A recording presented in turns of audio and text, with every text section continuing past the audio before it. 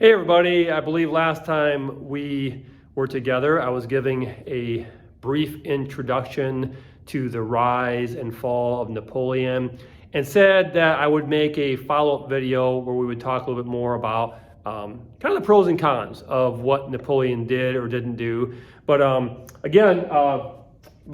there he is. Hopefully you saw the first video, but hey, there he is on the board.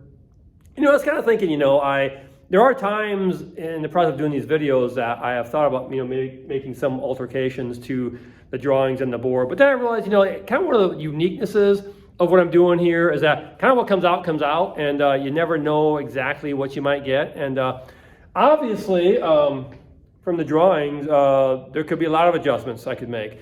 But I decided to say, you know what, I'm just going to go with what we got, and this is what we got for this year, and we'll see what future years bring us. But anyways, so there he is, Napoleon in all his glory, riding into battle, or maybe arriving onto the scene to save France. I don't know, it depends on how you want to look at there. But I wanted to get into today some of the pros and cons of some things that Napoleon did, because there have been books and books, I guess I would argue libraries full of books on Napoleon. So, and really, quite honestly, depending on your vantage point, was Napoleon good or was he bad? A lot of it kind of depends on what side of the fence you're standing on. So what I thought I would do is I put 4 of the good things and 4 of the bad things on the board, and then I'm going to challenge you at the end to see which ones you can come up with some new ones. Okay, so let's start with the good here. Okay, let's start with the good. And the first thing I have up there is he was an elite military commander. Certainly by his record,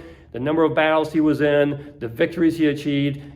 Look, it's always challenging when you say someone's the greatest of all time. But I think certainly when you talk about military commanders in the history of the world, I think he certainly has to be on the list.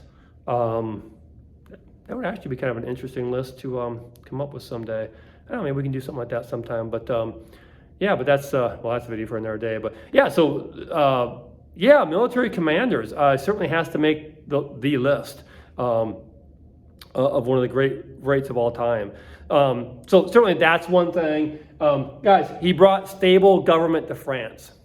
He comes in during the period of the Directory. Yes, he overthrows the Directory, but he did provide stability at a time when France had been, through 10 years of revolution and still a lot of instability, still a lot of economic issues, still a lot of fears. And now Napoleon comes in and provides some semblance of peace and order and stability. So I think you have to look at that as a positive thing. And then the third one here, guys, the Napoleonic Code. Guys, the Napoleonic Code.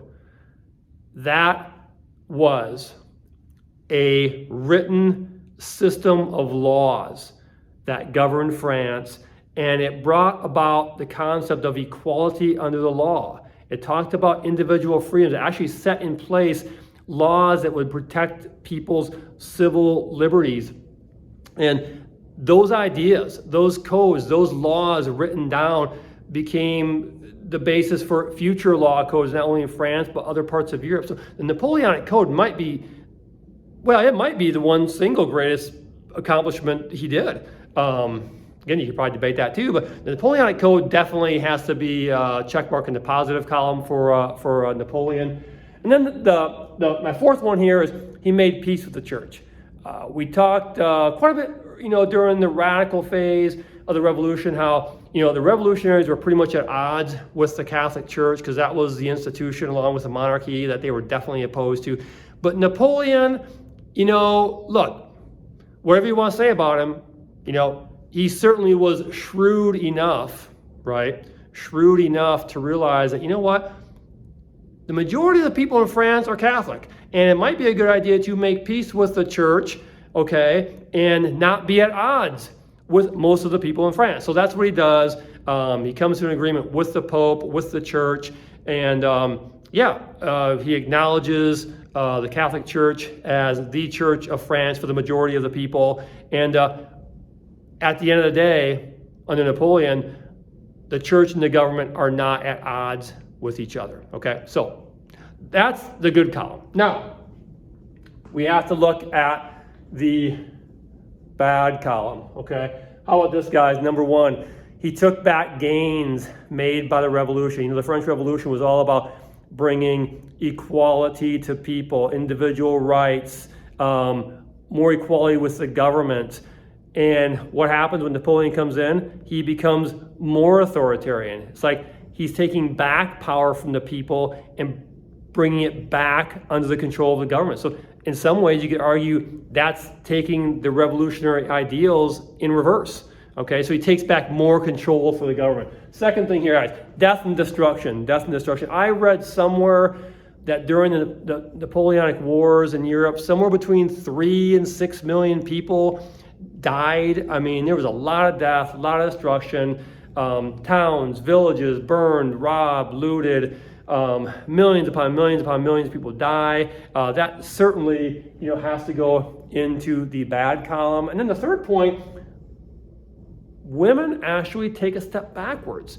During the radical phase of the revolution, women had gained some freedoms and gained some rights. But under Napoleon, you could certainly argue that women took a step backwards in certain areas. For instance, when they were married, they lost control of their property. They lost property rights, okay? So that's just one example. But yeah, women definitely took a step backwards as a whole. So again, no, 2 steps forwards, 1 step back. I'm not sure about that. But women, you definitely would have to say, did not gain rights in Napoleon and certainly lost some, okay? Then the last one here I have is France is diminished and bankrupt. So when Napoleon left, his final defeat in 1815, France is an economic disaster, and physically, France actually has less territory than when Napoleon started. So you could argue that he hurt France's economy and their actual geographical presence there in Europe. Actually, the territory shrunk. So there you have it, guys. Some of the good, some of the bad. I know I only got 4 on each side. And, well, partly I did that because I only have so much time in the video. But also, if you look around here, I don't have any more whiteboard space. I actually do not have any more whiteboard space. Next year, I'm definitely have to make, try to find a way to expand, my space to add a little bit more. But I got 4 good, 4 bad. My challenge to you is to go out. What else can you come up with? And in some ways, isn't that kind of what learning and education is all about, right? It's about, taking some ideas, some information, and then enhancing that by doing some of your own personal research. So that's what I want to challenge you with. Go out there.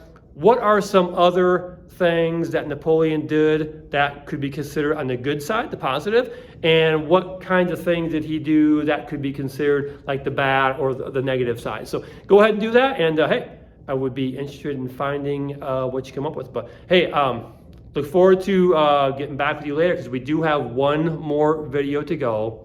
One more. It's the conclusion. It's the wrap up. You're not going to want to miss it. But very, very soon, we will wrap up our discussion on the French Revolution and talk about where we are going to from there. Okay? See you then. Bye.